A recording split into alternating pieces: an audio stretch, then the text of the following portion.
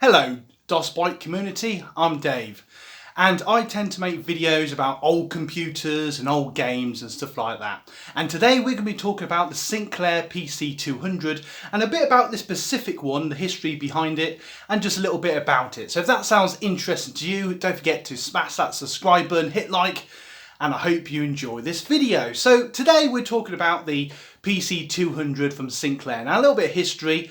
It has a very old chip. It was actually acquired, Sinclair was acquired by Amstrad under Alan Sugar, or Sir Alan Sugar as he's called now.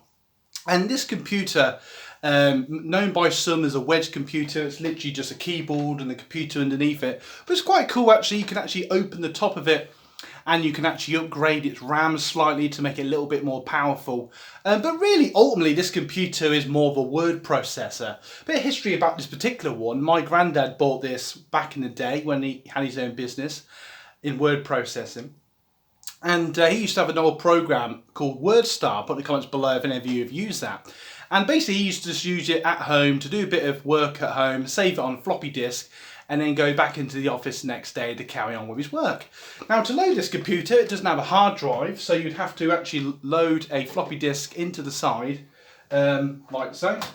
So there's the floppy disk, and then you would load it up, press enter, and it is actually on, so you can actually see it on. The monitor's a little bit temperamental at the moment. As I see it turn on, it will turn on. Just bear with, the computer's on, just the monitor takes a little while to turn on. It's old school. There you can see it. So you'd basically, a little bit annoying, you'd have to literally set the time and date and then off you went and you'd be loaded up with a very early version of DOS and off you go. You take out your floppy disk, you put in your, let's move it out of the way, you take out your floppy disk, you put in, I don't know, your work disk or maybe some basic games and off you go. And for those of you that used to use DOS or BASIC, that's basically what you'd use. That was the OS system of the day and of this computer. And I used to love looking at it as a kid and mess around with it. And as a teenager, I actually got a little bit familiar with BASIC and I used to do very basic programming on it as a teenager. And I used to have hours of fun doing that. Put in the comments below if any of you have used BASIC. It's a brilliant little program. BASIC is in the term, and I probably never used it to its full potential, but I just love messing with it and just programming little simple, little silly programs just for a bit of fun. Now, I love the nostalgia of this machine. It's brilliant. Now, I don't know if it came with it or not, but my granddad also got a little mouse because there was a very old OS, I think called Gem, that was brought in by Amstrad.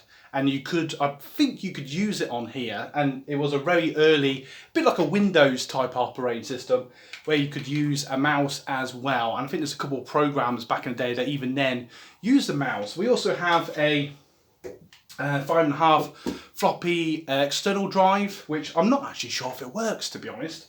I tried to get it to work a few weeks ago and it just wouldn't do anything. But I still have here, I don't know if this would interest you, I've still got an old, I have a few of these laying about, but I do have a 5.5 floppy from when I was a kid. I had little games to keep me occupied, so I was out the way so my granddad could do his work. So I'll put it in, and just for the nostalgia, I don't know if that will go in. No, because it's not on, it doesn't want to turn on, it doesn't want to go in. Wow.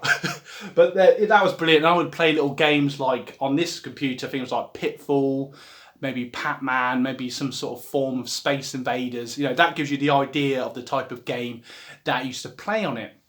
Now, let's see if Alexa can help us with the spec of this computer. Alexa, what was the spec of the PC200? See if it says it. Here's something I found on the web.